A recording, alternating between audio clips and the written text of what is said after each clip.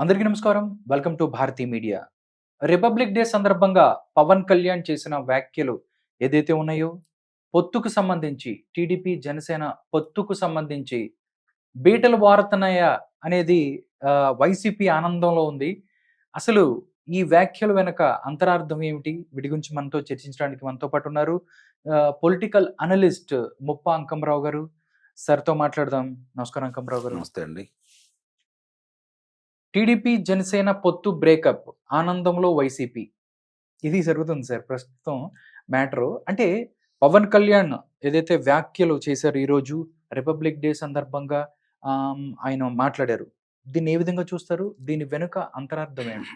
అంటే ఇక్కడ ఒకటి మాత్రం చాలా స్పష్టం రాధాకృష్ణ గారు. సార్. మీరన్నట్టు ఆనందపడే అవకాశం హ్మ్. వైఎస్ఆర్‌సీపీ కార్యకర్తలకి ఇన్నాళ్ళకి కలిగింది. హ్మ్. ఎందుకంటే గత 2 సంవత్సరాల నుంచి చాలా మదన పడుతున్నారు. హ్మ్. ముఖ్యంగా ఈ 2 నెలల నుంచి జరుగుతున్న పరిణామాలు చూసుకుంటా ఉంటే హ్మ్. నాయకులనేవాళ్ళు పారిపోతున్నారు. హ్మ్. కార్యకర్తల మనోధైర్యం దెబ్బతింది. ఓకే. ఇలాంటి పరిస్థితుల్లో హ్మ్. దానికి తోడు చంద్రబాబు నాయుడు గారి నిర్బంధ కాండ వల్ల హ్మ్. పవన్ కళ్యాణ్ గారు వచ్చేసి ఆ రోజు ఆయనకి మద్దతు తెలపటం, ఇద్దరు కలిసి ప్రయాణం చేస్తారని చెప్పి పొత్తులో ఉండటం వల్ల ఓకే. ఎక్కడో మినుకు మినుకుమంటున్న ఆశ కూడా సన్నగిల్లిపోయే వాళ్ళకి ఓకే. చాలా నిరాశ నిస్పృహలతో ఉన్నమాట వాస్తవం. నాయకులు కావచ్చు, కార్యకర్తలు కావచ్చు. Okay sir. పరిస్థితి క్షేత్రస్థాయిలో వాళ్ళు అర్థమైపోయింది. హ్మ్. ఈ పరిస్థితుల్లో వీళ్ళ పొత్తు ఏ విధంగా విచ్ఛిన్నం చేయాలి అని చెప్పని రకరకాలుగా హ్మ్. ఎత్తులు పై ఎత్తులు సాధ్యమే అది. ఏ రాజకీయ పార్టీ అయినా అంతిమంగా వాళ్ళకి కావాల్సిన అధికారమే కాబట్టి హ్మ్. వాళ్ళ ఆలోచన విధానాలు అలానే ఉంటాయి. దాన్ని మనం తప్పట్టాల్సిన పని లేదు. వాళ్ళ వ్యూహాల్లో భాగం అది. Okay sir. దాన్ని అవతల శ్రేణులు, పార్టీ నాయకులు, ప్రజలు ఏ విధంగా అర్థం చేసుకున్నారనేది ఇక్కడ ముఖ్య ఉద్దేశ్యం. ఓకే. వాస్తవంగా ఇప్పుడు చూసుకుంటా ఉంటే ఇది వ్యూహాత్మకంగా వాళ్ళు మాట్లాడారని ఎందుకు అనుకోకూడదు? హ్మ్. ఎందుకంటే వాళ్ళిద్దరు మాట్లాడిన దాంట్లో పార్టీ నాయకుల్లో కావచ్చు, శ్రేణుల్లో కావచ్చు గందరగోళం అయితే ఏమి ఏర్పడలేదు కదా! అవును. ఇబ్బందులైతే పడలేదు కదా! ఇప్పుడు నిన్నగాక మొన్న ముఖ్యమంత్రి గారి కార్యాలయం దగ్గరికెళ్ళేసి, పార్టీ కార్యాలయం దగ్గరికెళ్ళేసి, హ్మ్. మరి పలానా వాళ్ళకి ఇవ్వకూడదు, పలానా వాళ్ళకి ఇవ్వండి అని చెప్పి కార్యకర్తలు హడావుడి చేస్తూనే ఉన్నారు కదా! హ్మ్. వాళ్ళందరిని పిలిపించుకొని మాట్లాడుతూనే ఉన్నారు కదా! మరి వాళ్ళు జరిగిన పరిణామాలకు అంత ఈ తెలుగుదేశం పార్టీ కార్యకర్తలు కావచ్చు, జనసేన పార్టీ కార్యకర్తలు కావచ్చు దాని గురించి పెద్దగా హ్మ్. ఆందోళన అయితే చేయలేదు కదా! అవునండి. అంటే ఇది టీ కప్పులో తుఫాను. హ్మ్. అంతకంటే వేరే ఉంటుందని అయితే నేను భావించట్లేదు. ఓకే. ఇప్పుడు వాళ్ళు ప్రకటించింది ఎక్కడ? చంద్రబాబు నాయుడు గారు ప్రకటించింది మండపేట. హ్మ్. మండపేట అనేది ప్రస్తుతం వాళ్ళ శాసనసభ్యులే ఉన్నారు గదా! అవును. కాబట్టి అది వాళ్ళకి ధర్మమే కాదది. అవును. ఇక రెండోదొచ్చేతలకి అరకు. అరకులో ప్రకటించేశారు 2 స్థానాలు. హ్మ్. 175 స్థానాలైతే ప్రకటించలేదు కదా! 175 స్థానాలకి వాళ్ళకి అభ్యర్థులు ప్రకటించే ఉన్నారుగా. హ్మ్. వాళ్ళ దాన్ని పర్యవేక్షించే వాళ్ళు ఉన్నారు గదా! అవునండి. ప్రతి నియోజకవర్గానికి ఇద్దరు, ముగ్గురు ఆశావహులైతే ఉన్నారు గదా! హ్మ్. ప్రకటించడం లేకుండానే ఎవరు ఏ స్థానాలు తీసుకుంటారో తెలియకుండానే ప్రకటించకపోతే రేపు అక్కడ వాళ్ళ యొక్క శ్రేణులు ఎలా సమాయత్తమవుతాయి? కాబట్టి వాళ్ళ శ్రేణులు కాపాడుకోవడానికైనా సరే వాళ్ళు అభ్యర్థులను ప్రకటించుకోవాలి కదా ముందు. ఓకే. పొత్తు ధర్మంలో రేపొద్దున ప్రకటించేటప్పుడు రేపొద్దున ఈ పొత్తు ధర్మంలో ఈ స్థానం గనక మనం వాళ్ళకి ఇవ్వాల్సుంటే హ్మ్. అప్పుడు మీరు మానుకోండి అని చెప్పి చెప్తారాళ్ళు. హ్మ్. అధినాయకత్వం తీసుకుంటది. దానికి గనక ఇష్టం లేనప్పుడు నాయకులు ఎలా ఉన్నారు, హ్మ్. కార్యకర్తలు ఏ విధంగా దాన్ని ప్రతిఘటిస్తారనే దాని మీద అప్పుడు దాని గురించి చర్చించుకుంటే బాగుంటది. ఓకే. వాళ్ళిద్దరూ ప్రకటించారు. ఇప్పుడు పవన్ కళ్యాణ్ గారు కూడా ప్రకటించారు. ప్రకటించారు. ఈ ప్రకటించిన దాంట్లో ఆయన మాట్లాడిన దాంట్లో కొంచెం విపరీతార్థాలు తీయటానికి అవకాశం దొరికింది. ఓకే. దానివల్ల ఏం జరుగుతుంది? హ్మ్. ఎలా ఉంది? ఓకే. దానికి అవకాశం కలగజేశారు. Okay sir. మాట్లాడిన దానికి. హ్మ్. కాపోతే ఇక్కడ ఏందంటే త్యాగం చేయాల్సింది ఎవరు? తెలుగుదేశం పార్టీ వాళ్ళే గదా! అవును. ఎందుకంటే 175 స్థానాలు గతంలో పోటీ చేశారు. హ్మ్. గెలిచిన స్థానాలున్నాయి. హ్మ్. వాళ్ళు ఒకవేళ అడిగితే ఇవ్వాల్సిన స్థానాలుంటాయి. అవునండి. కాబట్టి త్యాగం చేయాల్సింది తెలుగుదేశం పార్టీ. హ్మ్. వెనకమాల వాళ్ళతో పాటు కలిసి ప్రయాణం చేయాల్సింది జనసేన జనసేన పార్టీ. పార్టీ. హ్మ్. నష్టం ఏదన్నా జరిగిద్ది అనుకుంటే జనసేనకు జరిగిద్దే తప్ప తెలుగుదేశానికి వచ్చే నష్టం అయితే ఏం లేదు గదా! ఓకే. ఇక్కడ ఆలోచించుకోవాల్సిందేందంటే ప్రజలు గావచ్చు, కార్యకర్తలు గావచ్చు, నాయకులు గావచ్చు ఆలోచించుకోవాల్సిందేందంటే ఇంతవరకు మీరు ప్రజాక్షేత్రంలో లాస్ట్ 219లో ఒక స్థానం గెలిచారు. 2019లో. 2019లో హ్మ్. ఒక స్థానం గెలిచారు. హ్మ్. దానికి గూడా ఆయన మిమ్మల్ని కాదని చెప్పని వేరే చోటకెళ్ళిపోయాడు.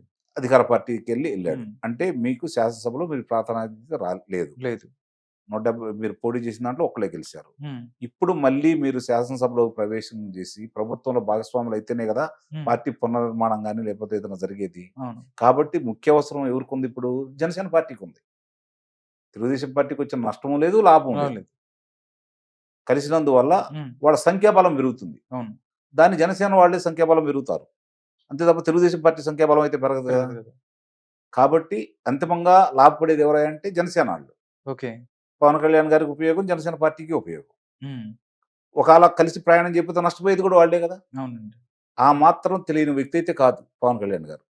కాబట్టి ఇక్కడ జరుగుతుంది ఏందంటే ఇంకో పరిణామం. హ్మ్. ఈ రోజు ఈ పొత్తు ఉండకూడదు అని భావిస్తున్నారు కదా. వైసీపీ, వైసీపీ పార్టీ వాళ్ళు కావచ్చు, లేకపోతే దాన్ని ఏ విధంగా విడగొట్టాలని భారతీయ చెప్పని జనతా పార్టీ. ఈళ్ళలోనే ఉంటారు హ్మ్. కొంతమంది. హ్మ్. తెలుగుదేశం పార్టీ పొత్తు కలవకూడదు అని చెప్పని అడ్డుకట్ట వేసేవాళ్ళు చాలా మంది ఉంటారు దీంట్లో. ఓకే. అనుమానమే లేదు. హ్మ్. గతంలో కూడా అన్నాడు కదా ఆయన, హ్మ్. ఇష్టం లేని వాళ్ళు బయటికెళ్ళండి అని. కాబట్టి అలాంటి వాళ్ళందరికీ రేపు పొద్దున పార్టీలు ఇప్పుడు కుప్పలు తెప్పలుగా వచ్చి పడుతున్నారు కదా. హ్మ్. శాసనసభ్యులు వస్తున్నారు, లోక్సభ సభ్యులు కూడా వచ్చి పడుతున్నారు కదా అవునండి. జనసేన పార్టీలోకి. హ్మ్. రేపు వాళ్ళందరూ వచ్చారనుకోండి, ఇప్పుడు వాళ్ళందరినీ కూర్చోబెట్టి వాళ్ళకి పలానా స్థానాల్లో పోటీ వాళ్ళు వచ్చే వాళ్ళందరూ మాకు అవకాశం ఉంటుందనే వస్తారు కదా. అవును. ప్రతి ఒక్కళ్ళు పోటీ మళ్ళీ చేయాలనుకుంటారు. అవకాశం లేనప్పుడు బయటికెళ్ళారనుకోండి పార్టీకి నష్టం చేకూరినట్టే కదా. హ్మ్. దాన్ని అడ్డుకట్ట వేయటానికి ఈ విధంగా మాట్లాడుండొచ్చు అని ఎందుకు అనుకోకూడదు. ఓకే. ఎవరు రాజకీయ వ్యూహాలు వాళ్ళకుంటాయి. వాళ్ళకుంటాయి. అంటే ఇన్ని సంవత్సరాలు రాజకీయం చేస్తున్నటువంటి చంద్రబాబు నాయుడు గారు అనాలోచితంగా ఆ నిర్ణయం తీసుకుంటారని మనం భావిస్తే అంటే వీళ్ళకంటే ఇర్రాళ్ళు ఎవరు ఉండరు. అవును. Okay sir. ఇంకోటి కూడా అంటే వైసీపీ ఏం చెప్తుందంటే పవన్ కళ్యాణ్ మాట్లాడుతూ, లోకేష్ గారు మాట్లాడుతూ, ఇంటర్వ్యూలో మాట్లాడుతూ ముఖ్యమంత్రి డెఫినెట్‌లీ చంద్రబాబు నాయుడు అన్నారు. అప్పుడు కూడా నేను మాట్లాడలేదు. దానికో పొత్తు ఉన్నా గాని 2 స్థానాలు వాళ్ళు ప్రకటించారు అని ఇప్పుడు ఈయన ప్రకటించాడు. అంటే ఇవన్నిటిని వైసీపీ ఏం చూస్తుందంటే వీళ్ళిద్దరికి బ్రేకప్ అవుతుంది. మీ మాకు బ్రేకప్ అవుతుంది అన్న విధంగా.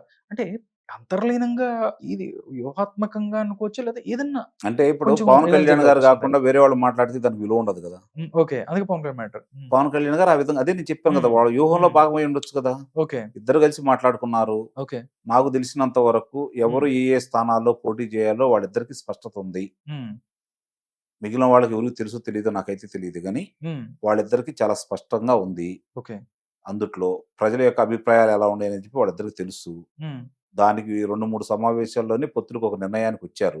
హ్మ్. ముందుగా ప్రకటిస్తే గందరగోళాలుంటాయి కాబట్టి ఓకే. ఎన్నికల తేదీ ప్రకటించేంత వరకు కూడా హ్మ్. అట్లానే ఈళ్ళు కాలయాపన చేస్తారు. హ్మ్.